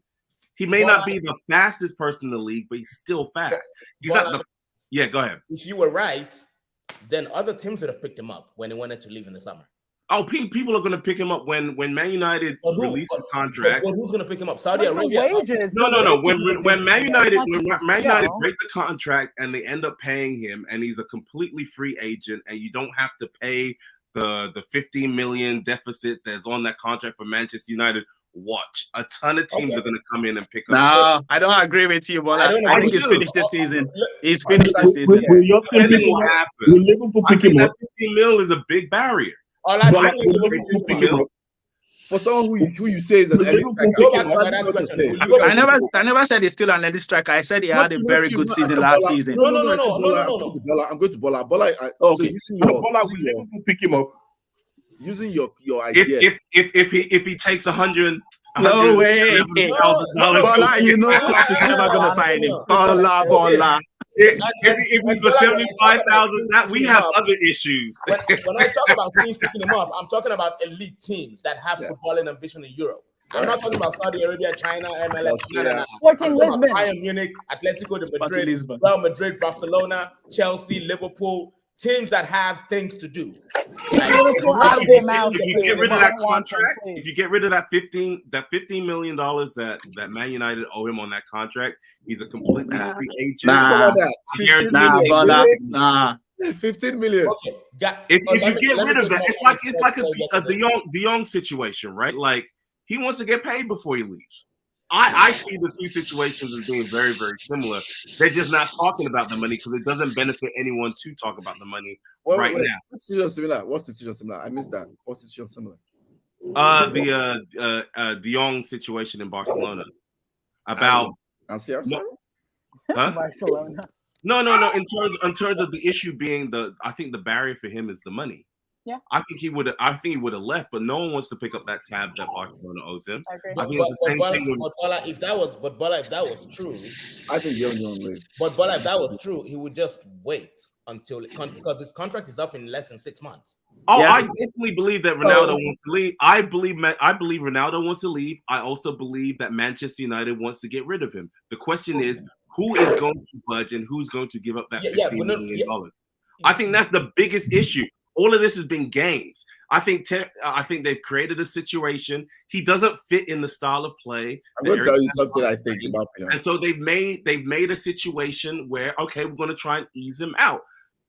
But Ronaldo doesn't want to lose that $15 million. Man United. No, I disagree, man. What's $15 million? That's how I see the situation. Let me take a quick comment. Sadar goes, we would have been better without him. I agree, but having gotten him, no one else in the team performed. Fair comment. Fair. That's fair. That's a fair comment. Yeah. Bola hasn't seen Ronaldo basically watch Thomas catch up to him from 3 to 4 years ahead. Baba don't go. Let's move on. Yeah. That's what we're saying. He's gone. Bola, please. Bola, Ronaldo is gone. Okay, is he slower than Sancho? Not just slower, he's gone. He doesn't have it anymore. We're talking about his pace. Is Sancho faster than Ronaldo? No. Is Anthony faster than Ronaldo? That's what pace, right? That's what made him who he is, right? I understand that he may not be as fast as Salah or Martinelli, but he's faster than Sancho. Anthony's been around the circle faster. Other than that, running in a straight line. I just said that to you, right? You didn't want to listen. Shot creation is gone, Bola. It's gone. And who has better shot creation in the Man United team than him right now? It doesn't matter. You have to create space. Exactly. So I agree. He's not a good fit for you guys right now. Yeah. I'm not going to argue that. Martial is better. To answer your question, Martial is better. It's just that he's never fit. No, hell no. Hell no. No one's worried. We're not even going to talk about that. No one is worried about Martial. Facebook user, I'm playing for 23 now. This mofo is still fast though. Yeah, he still has some pace. It's not as quick as he used to be. Ronaldo is in the sharp again. He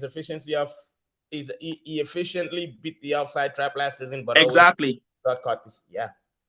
Sadar, Ronaldo has scored under every manager except Ten Hag, but now Move on. There was also, if we're also being honest with ourselves, that interview was straight up asked and a waste of time. No legit question was asked. It was just two egomaniacs feeding each other, husband and wife. That's someone that wants the jury on him. That's what I see. It was him. He could have put it out there on Instagram. Whoa, Sadar. We're coming back. We're coming back. Wow. Sorry, but I can lie. The kind of teams will be. Ton of teams. Which teams? How many are they? Hey, the 15 million angry. LA Galaxy won't pick him up. I think, and I'm probably like the biggest Ronaldo fan on this discussion panel. Massive Ronaldo fan. I rate him higher than Messi any day of the week. You used to, you mean? His reactions are off. It's less than being in sync with the team, and he's not in sync with the league. And okay, fine. Straight line, maybe? Straight line. Okay. Maybe faster than Sancho. Can he both and turn off and shoot with the same reaction as Sancho? Yeah, no. I'm going to sign off. Let me sign off because I have to go. Let me sign off and say one thing. Very, very simple, right? Okay. Ronaldo. I put this on the group and I'm going to say it again. Ronaldo is like that onk, right? Let me move this. I need to see where it's 5 foot. Ronaldo is like that onk, right? In those uncles in the club that wear white suits with red shoes. Yes. Right? And the yellow hat. Yellow hat. You know those onk, right? Yeah. They're trying to pull babes in the club. Yep. Bro, I saw one last night. Someone, okay. You know them now. They're trying to pull babes in the club. Nobody's checking for you, bro. The club is closed. They're still trying. Left and right, bros. Nobody's checking for you. It's time to go. I like the nickname you gave him, Homelander. I'm sure maybe all you guys watch Boys. Honestly, that name really fits him. Homelander. It's just like Homelander. It wasn't I'm not taking credit. I stole it from Twitter. Homelander. He's Homelander. And that uncle is still trying to pull babes. Bro, nobody's checking. Still, the uncle pull babe last year. After hours, still trying to pull. Bro, nobody's checking for you. Did uncle get numbers last year? Okay, possibly. Maybe he got numbers in some hood. Some hood. Well, did uncle get the most numbers in the whole of Houston last year? No. That was last year though. Maybe going like Beaumont or Beaumont, Texas, like middle of nowhere. He was getting numbers. What? I'd like to connect Man United to Beaumont, Texas, but uncle people forget football years in Houston last year, pulling everyone, all the IG models in Houston. And now he can't pull anybody. I'm just saying. Maybe the club changes dress code. Maybe no gators allowed, right? Go home to your wife and kids. That's where he is. Go home to your wife and kids. That's where he is. He doesn't understand. Okay, I feel attacked. I feel attacked. Oh, go ahead, Dada. Dada says it feels attacked. No comments. I have no comments about that. Okay, we need to wrap this up because we're way past the 1 hour mark. We spoke some. All right, see ya. Bye. See ya. Ronaldo spoke what I think are facts about the progress or the lack thereof at Manchester United since he left. We did talk about how, look, the club has not progressed infrastructure-wise. They're still, using the same old technology from, a decade ago or whatever, and that the owners do not care about the club. Now, you guys, what I think about that is, you wrap up some poop and put perfume in it and try to present it off as something that smells nice. My reaction to that is that, look, we have, as a fan base, we've been talking about that. We know that at Old Trafford we have no screens in that stadium. We know that when the VAR decision is being reviewed at Old Trafford, the fans don't even know. They can't even see it because there's no screen, right? We know that there are rats in the stadium. We know and that's why we stopped the whole Liverpool game last season from going ahead. So these are things that we've been saying. Again. Shut up. 5. So my reaction to that is, look, bruh, these are things we've known all this. Do you guys think he just put that in there to kind of get the fans to like him? Yeah. Someone else go ahead, Ola. Oh, okay. No, yeah. Well, it was a short answer. I think it puts all those things in about the club being in a state of disrepair. I think it was just to curry favor with the fans, honestly, because that's relevant to him dissing your manager, telling the whole world that you don't respect your manager. And the next thing, start talking about stadium. Oh, when I was here, when I was age 21, it's still the same jacuzzi. That's irrelevant. You wanted out. And it's not about the facilities. I think maybe Bola said earlier, or one of the other guys said earlier, he saw this when he first came back, and he probably, even before he signed, I'm sure he would have seen that the facilities were not great. So why are you now talking about this now? Exactly.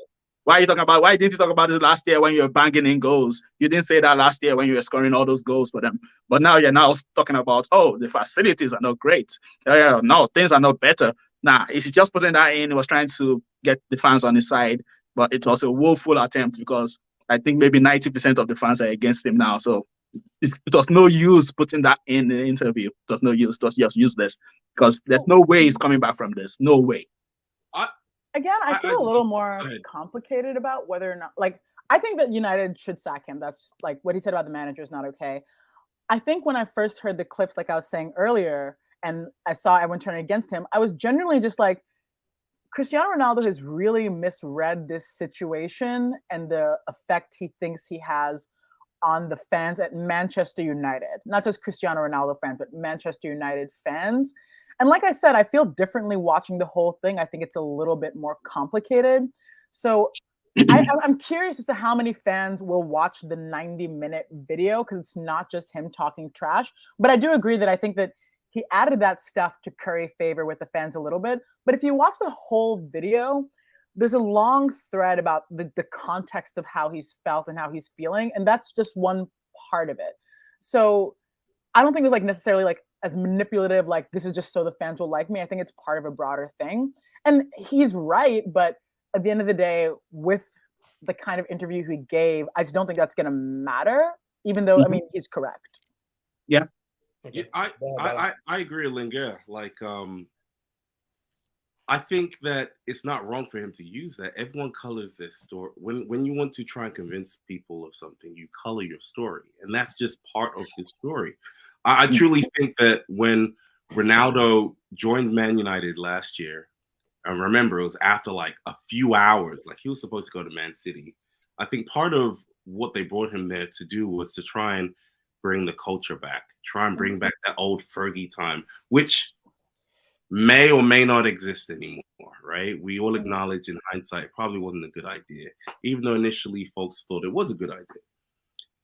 He came, he's trying to fix things back. He's trying to point out issues. He's not going to point out stuff until the shit has hit the fan. Now the shit has hit the fan. He's saying everything that he sees, and there's absolutely nothing wrong with that. Is he trying to get people on his side? Absolutely. That's the whole purpose of having an interview, so you can have some empathy for him, right? Is it going to change anything? No, but there are some fans that I know. My brother's one of them. He's like, yeah, we all know our facility shit, and I'm glad that someone is actually saying it while they are here at the club. And also, I think there needs to be some credit.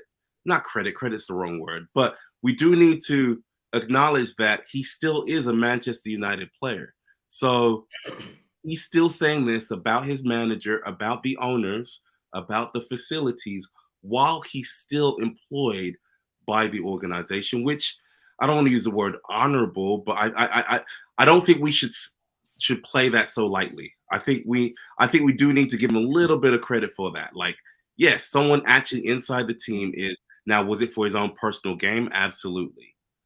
But I think the two issues are completely separate. I agree with that, but I think it's hard to think it as anything even in the realm of honorable when it's part of him trying to force his way out. Well, true. You know what I mean? Like I think there's stuff about like, I want to make the club better. That just really reeks of bullshit to me when he's trying to leave. But I agree with you, like having the wherewithal to critique the facilities. The manager thing, I think we'll save until last. I just don't think it's acceptable, but there is something that's not to Piers Morgan, but there's something that's like important about players actually being honest and saying what they think and see. But the agenda makes it a little hard to like respect that. If he said this, Linger, if he said this while he was banging in 25 goals last season, it would have been, our striker who's scoring all these goals for us is criticizing the ownership, criticizing the administration of the club, talking about we have no facility, we have no technology. He'd be triple worshipped if that had happened. I'll agree. Not to Piers Morgan though, to anyone else. Yeah. How do you do that during good times though? Really? And real. Have like I'm excited to come back next year. Things I want to see are this. Yeah. Okay, let's talk about the whole respect thing and the coach, right? He has some quotes. He says he's not sorry about Tottenham. That came out of his mouth. He says the coach provoked him, and he says, I'm not a player who plays 3 minutes. I don't do that. He also says that the 3-day suspension he got was too much for leaving during the Tottenham game.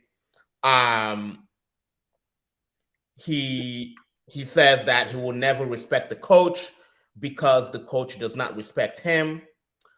He says that he actually does acknowledge that, look, I am a big deal and I'm not a player you can play, for 3 minutes when you're winning 2-0 against Tottenham. And then he also talks about what the coach said after the Manchester City game where we got destroyed 6-1. And technically 6-3, but it's 6-1. Where we got destroyed. And the coach went on to say that, look, I did not bring in Cristiano because I had too much respect for him. Ronaldo says that he he did not believe that, especially in light of him having to come on for 2-3 minutes against Tottenham. Bola, what do you make of, this whole disrespect? Who disrespected whom? Is there any disrespect, especially in light of the legend that is Ronaldo? Some people think he's the greatest player to ever play. And in light of the Man City and then what happened at Tottenham. Absolutely. There's disrespect all around. I think Ten Hag definitely disrespected Ronaldo. I think Ronaldo disrespected himself and the club by leaving, right? I think everything I don't know if people have had bad managers before and they say one thing to you, but what they're saying behind you or in your written performances is something completely different, and they don't give you the truth. That is infuriating for any type of employee. One that we've already acknowledged or know that the employer does not want him at the club. Now, to a point that Io made earlier, maybe Ten Hag is acting on behalf of the club, which I can completely understand that to be the case too. That doesn't mean that Ronaldo's not going to feel some kind of way. The whole 3-minute thing, how I took it, and I think there's a language barrier there with Cristiano as well. I think it was the fact that he felt that he can contribute something in that big game, not even the 3 minutes, the Manchester City game. He felt that he could contribute something in that game. They were losing. He wanted to be impactful. He was frustrated. That's natural. That's the type of. I remember when Mane got subbed off one time and he was upset, right? And it was a bullshit sub. It was a bullshit sub. He was upset. He was frustrated, right? So you say you don't want to disrespect him by putting him into that situation where he's coming to actually try and save the club. But when the game is already wrapped up and we already know there's been tension over a period of time, you want to now put him in for 3 minutes. Ronaldo should have gone in, but I understand why he didn't score. Huh? Go in and score the third goal. No, I agree, and so that's why I'm saying Ronaldo. Ten Hag, I believe, was being disrespectful to Ronaldo, but Ronaldo was also being disrespectful to the club as well. He was being disrespectful to himself. He countered all the good examples he's trying to set for the younger generation, and he essentially took the bait, in my opinion, right? And so that's why I was like, this whole thing is not about one person's wrong. I think there's a whole series of things that's going on, right? And it's now at a boiling point, and what is going to happen? So yeah, that's my take. Everyone was wrong. Ronaldo's wrong. Ten Hag was wrong. Linger, I'm going to come to you. Hold on 1 second, Linger. Let me I don't want to leave these comments hanging for the disappear. This literally the difference in Ronaldo and Messi, not the skill or ability, but the mentality. Messi thrown into this change, put his head down, and did the work. Fair. I wonder what the chef did. And Ronaldo, speaking about lack of progress, is a pathetic ass. This will be a new moment. Sadar goes, said, you know that password that is password with the dollar exactly. sign? Yeah, that's the That's the Wi-Fi password to Manchester United. 1, 2, 3, 4, 5. I think we only brought him back so he doesn't go to City. I agree. People said United wasn't really, yeah. And that's also one of those dumb decisions United made, emotionally based decisions. But to his point, how do you feel about that? To what Sadar said, if Ronaldo now feels that, wait, I was only brought here so that I don't go to City, where I could have been winning X, Y, and Z. I could have potentially helped them win the Champions League. I would be playing Champions League this year. And then now to be treated like, wouldn't you feel some kind of way? No. Is he doing Manchester United a favor? Like, it's a job. It's bad. The job is a job, but you have different levels of jobs. If you had multiple job offers, okay, I could be working for Google right now, but Johnson called me up and they gave me, I don't know, it just came out of my head, right? Okay. Gave me an offer and they said, I'm going to do X, Y, and Z and I'm going to run my own team and bring a culture. And so I go to Johnson & Johnson and they don't allow me to do what I came here to do. And I'm looking at my friends who are over there at Google, like, damn, I could have been here. You don't think that would have been a factor? Yeah, but the thing is, okay, so let's replace Johnson & Johnson with Twitter, because that's what. Sure. Oh, no. Yeah, it's all right. So Twitter is a great example. If I went to Twitter right now, right, I took a Twitter offer over a Google offer, and I did so willingly. I signed the papers willingly. I was of sound mind when I signed the papers. Fam, why am I complaining? Mm-hmm. Yeah. If you sign with Twitter and they tell you, if Twitter offer you the opportunity to run a whole division at Twitter, you're the division director, Oga Kwame, okay? You go there and they're like, we're not going to give you that division director title. They give you something.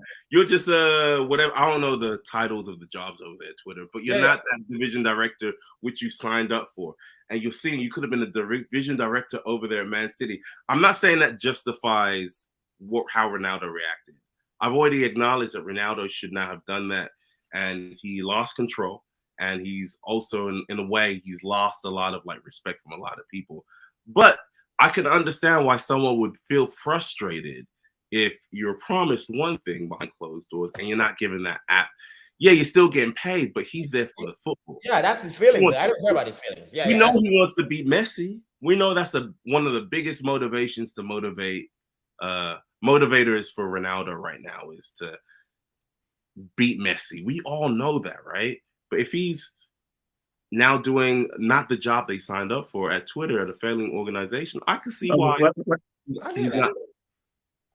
Yeah, I hear that. I hear that, but I really do. But hey, it is what it is. You can't tell me that when Ronaldo came to Manchester United, he did not see how depleted the facilities were.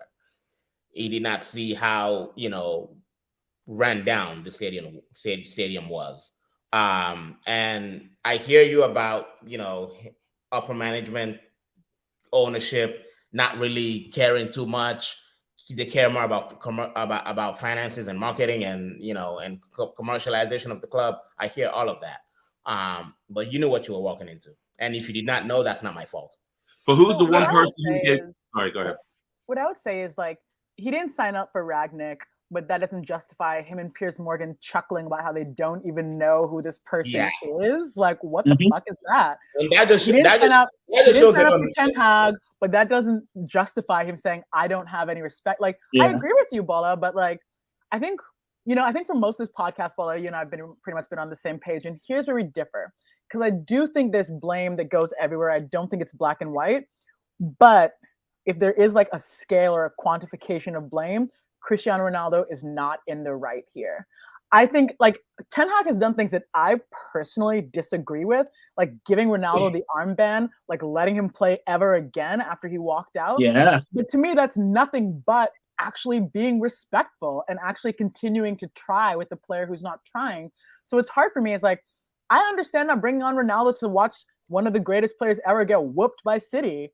I actually understand bringing him on at the end of Spurs so that he can have this ending moment of this victory. Maybe he can score a goal. He's still Cristiano Ronaldo. He can celebrate with the players at the end. So even though I don't think their relationship, I think there's fault everywhere. But to me, the way that Cristiano has acted, and I talked about this earlier, there's just a lack of accountability. He has been wrong. He has not said sorry. He's gone to do this interview behind his club's back. It's not acceptable. He must be sacked. Even as I've said multiple times, I watched the whole thing. I actually feel more positively about Ronaldo than I have in a while after watching that.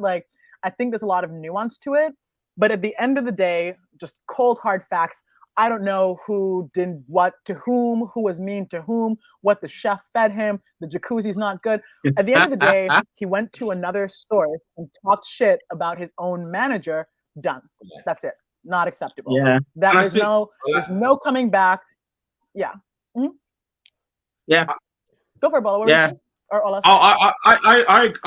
like I said, I agree with you. I just feel that what we're kind of missing in the story is what is going to be the end game.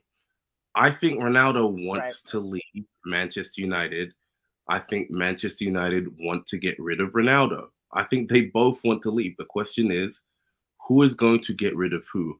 I think Ronaldo wants Manchester United to fire him, hence why he did the interview, right? Yeah, but I think that, and that's not right. But in terms of getting what he wants, I think that was a chess move. And trying to get someone to break up with you so that you didn't break up with them, right? You didn't break up with them, and you can walk away with your 15 million. I think I'm not sure the money is of big relevance. Like Dada said earlier, I don't think that 50 million is the biggest relevance for Ronaldo. I think the main thing is the fact that he doesn't want to be the one, like in quotes, who instigated the breakup, so that it would be like United fired him, so it leaves like a martyr. Like, I didn't want to leave. They fired me. I think that's what I think. Of course, money. Yeah, for 15 minutes is a fair bit of money, but I don't think that's the biggest issue for him. I think he just wants to live with that reputation that, okay, I didn't force it. I didn't force it in quotes. They fired me, you know. And also regarding the fact that maybe they promised him something for him to choose them over Man City, I'm not sure there's any evidence of that. I think they just pulled on emotional strings, because I think the story that came out was, maybe Ferguson or Solskjaer said, don't go to City. City are our rivals. Come to us. No, I don't think they promised him, and they didn't say we're going to make you the head prefect or the head captain or whatever. They just said, okay, we're signing you. We're giving you 500 grand a week, and we just want you to come with us. 500 grand a week, by the way. Exactly. But what did they say? They said, look, if you go to Man City, you're going to ruin your legacy. Yeah. For him to come to Manchester United, and for him to feel, whether we believe it or not, he clearly feels like there are people within the club and his ex colleagues who are trying to tarnish his legacy anyway. So that would mess with your mental. I don't know. He's been doing a good job of tarnishing his own legacy for a while. That's the thing. That's why I agree with Linger. This guy has not shown any sign of accountability for a long time. He's been doing a good job of tarnishing his legacy everywhere he's gone. Now I'm separating that from his football on the pitch. This is where I always differ. His football on the pitch, for me, he has been doing a great job. But I mean his legacy regarding character-wise, regarding the way he comes out with stuff, regarding the case he has in America that has maybe was found innocent, things like that. So he's been doing a good job of tarnishing that legacy. So I don't think there was any legacy for him to come and preserve at United, because when he left the first time, he was accusing them of treating him like a modern-day slave. Yeah. Remember that when I was trying to force this leave? Yes. So what legacy? What legacy is he coming to come and save? That's where we disagree. Because I don't think Ronaldo's a model citizen or anything. I'm not like a Ronaldo guy in that regards, right? I'm just separating like the emotions from what I see is actually happening in real life. And I think what you said is absolutely correct. I think he wants to get fired by Man United so he can say, it wasn't me, they let me go, right? There's an egotistical component of that, which is natural, right? Everyone wants to be loved, right? He wants to still remain loved by the fans. There is the factor that, hey, they promised him that, hey, you don't want to go there, you don't want to go to City, you'll ruin your legacy. And then to come to United, and then they're ruining his football legacy. I think that's also a factor. And then the money, whether it resonates with you or I, for a player like Ronaldo, I can clearly see that resonating with him. And then also, like, 50 mil is no chump change. Yeah, so, but it's not. But like the thing, if and let's talk about the money issue. If that was, I don't think if he had consulted with his agent, his lawyers, or whatever. If your goal is to, get paid your $15 million or pounds, that the interview was not the right way to go about it. No. I think it was not. Doing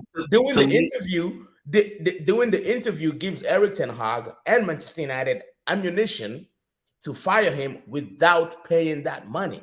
No, they're gonna pay it. I don't think there's enough.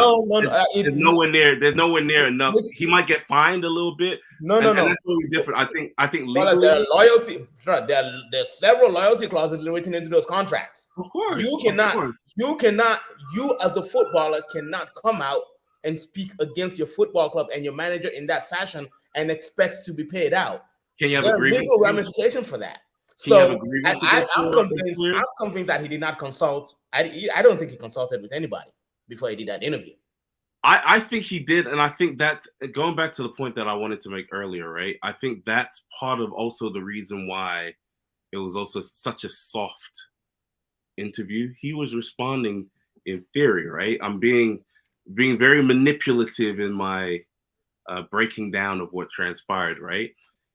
Piers Morgan asked him a question. It was almost like a layup in basketball, and he just responded to. I think that was done extremely intentionally to take away the notion that I'm just going out there and saying all these bad things the about. phrasing was very interesting, right? It was like Ronaldo do a few like, yes, I agree, or no, or whatever, but it's not like Ronaldo saying, I think that, you know what I mean? There's like they're a little manipulative there. Yeah, I think that was so intentional. Like it goes into this legal background, this legal battle that's going on right now. Because I know Manchester United don't want to lose the 15 million, even though we don't think it's a lot, right?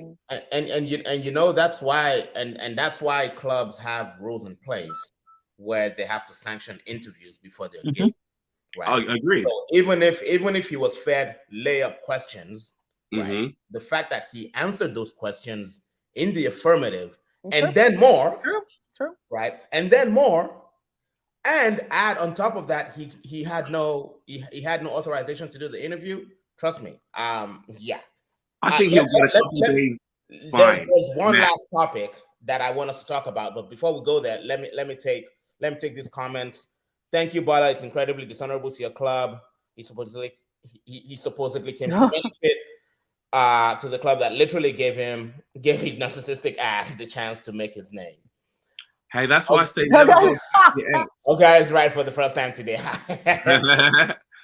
I am not a player who plays 3 minutes versus Lionel. I guess I'll just honestly the single difference. That is true. That is true. But see, like we're not comparing the integrity of Ronaldo versus Messi. No. But I'm not going to. This is one thing, man. I don't. That's why I like how you started this podcast. The fact of the grays. There's nothing that is definitely black and white. When people start saying this, the part I don't like now, the part where people now start exalting Messi, like, oh, Messi would never have done this. Messi would never. Come on, Messi also has a big ego on his ass. It's just that he's better at hiding it. He's better at hiding it. Pay your taxes. If you're that good, you have ego. You know, you have ego. Messi he has acted out before. I think Pochettino subbed him in one match and he acted out. So let's stop all this exalting of Messi to holier than thou. Yeah, okay, on a scale of relativity, yeah, Ronaldo is more, of course, he's more egocentric. But it's not like Messi is just like a good boy. That always sets me off when people try to make Messi this 100% holy person. Like we've all said here, everybody has their own shades of gray in between. Nobody's exactly white or exactly black. And so this exalting of, oh, Messi would never have done that. Come on. The only thing I don't agree with Ronaldo with regarding the substitution was what you guys said. If they're subbing off for 3 minutes, come on the pitch for that 3 minutes, honor your coach, then after, talk about it. Don't show up at all and walk out of the stadium. That's just totally wrong. Like, okay, I understand maybe Ten Hag was trying to do some power moves by doing that, but I don't even believe that. I just think Ten Hag just wanted him to, like maybe Oga Kwame said, just come and take acclaim of the fans, play for a few minutes. We're winning. It's not like we're just embarrassing you, you know? So at the end of the day, I think he didn't respect his manager. I don't think the manager has done much wrong. The only thing I thought the manager did wrong was giving the armband to him, and you guys have explained why I gave him the armband. I thought it was wrong to even let him play. I thought he was done after Chelsea, after the Spurs game, you know. Some people are going in on Messi. These comments are wild. All of you guys need to be on this panel.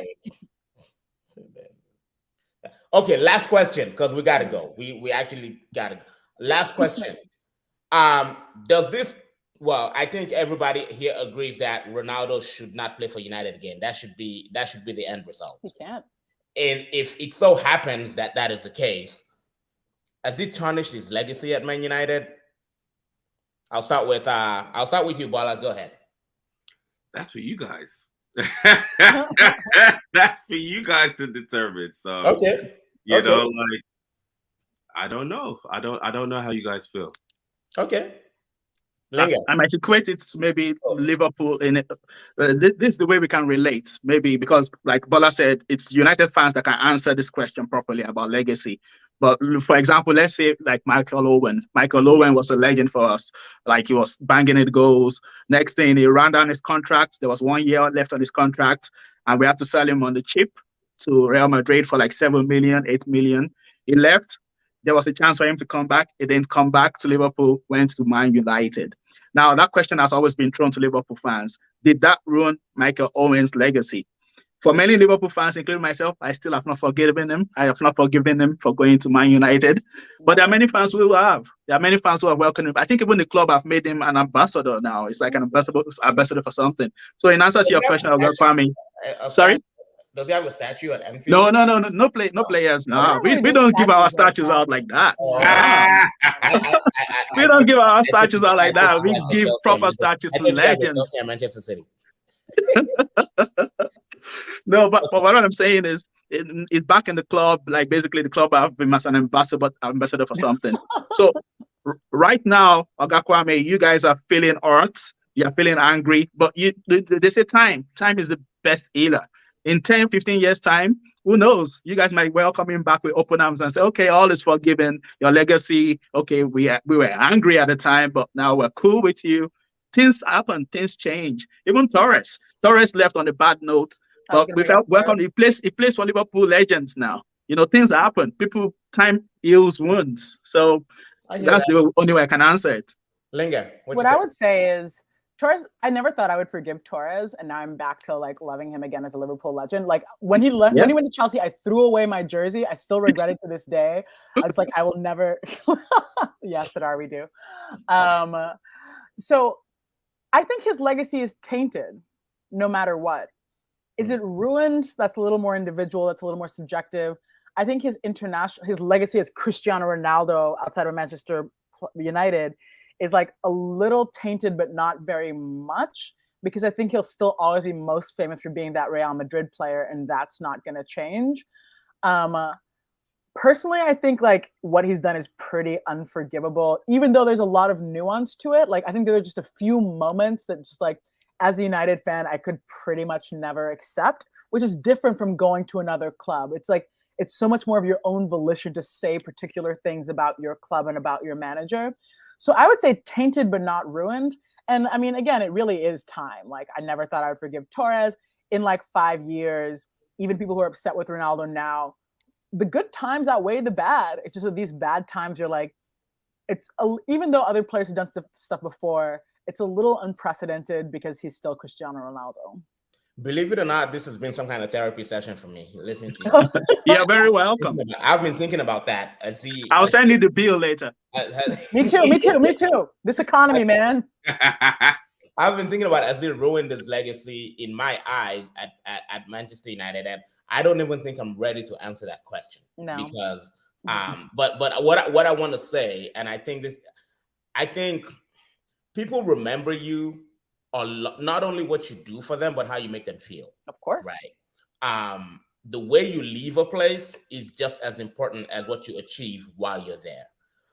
So it's going to be very hard for me to, and I think for a lot of United fans as well, to continue to consider Ronaldo as, a legend of the club.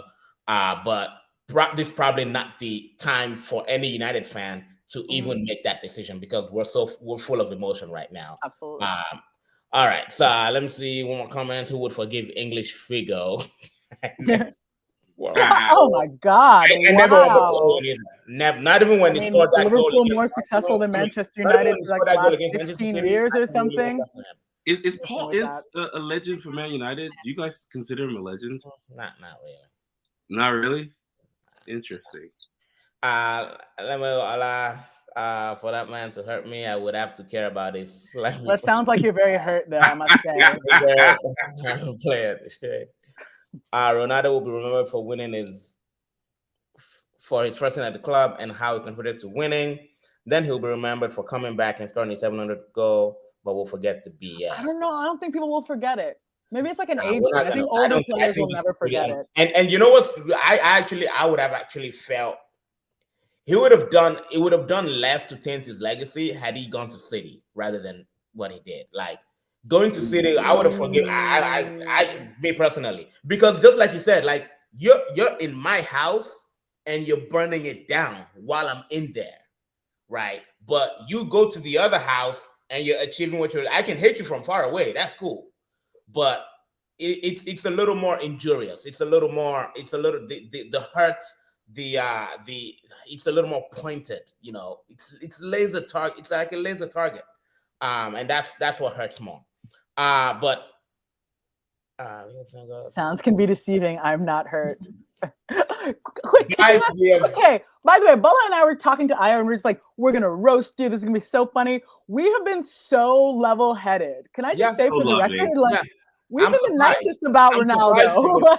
I'm surprised by the right column of this screen. Honestly, I mean, Ola is usually pretty. You know, he's all right. He's okay. I'm not a gentleman. I'm not a gentleman. Nah. But listen, guys, for him more than you guys. I think this is our second longest podcast. It lasted 2 hours and a little bit. Thank you guys for coming on the podcast. Linger, Scouse Queen. What? By the way, I feel so sad for you about Sadio Mane. By the way, Benzema's not going either. Out of that group. I just texted me. Benzema got injured. He's not going to play. Yeah, he also got injured. Yeah, that's crazy. Yeah. I'm DJ Kabiesi. Good to see you. Yes, sir. Thank you for your contributions, even though I disagreed with you like 90% of the time. It's cool. Darwin Noodles for golden boots. Put your money on it. Darwin Noodles for golden boots. Okay, more like Indomie FC. Ala, I know it's late over there, but thank you for jumping on and thank you for staying this late. No problem. Good to have a good chat with all of you. It was fun. Of course. Good to see you guys, if you're watching, we are on Facebook, we are on Twitter, we are on Instagram as well. Look for us, like and share these videos, and subscribe to our YouTube channel. We shall see you tomorrow, where we will be talking about the World Cup. Get out of here, Linger. See you. Get out of my podcast. Get out. See you. Bye, guys.